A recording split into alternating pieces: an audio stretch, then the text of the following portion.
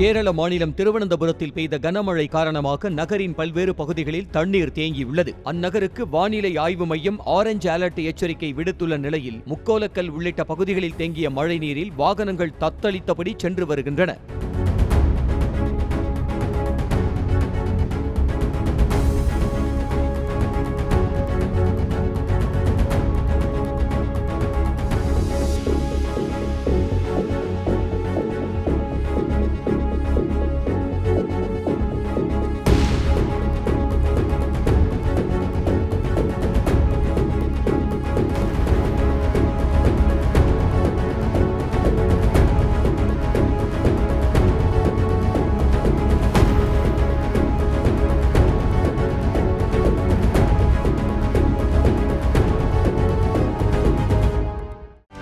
செய்திகளை உடனுக்குடனும் துல்லியமாகவும் தெரிந்து கொள்ள சப்ஸ்கிரைப் பண்ணுங்க.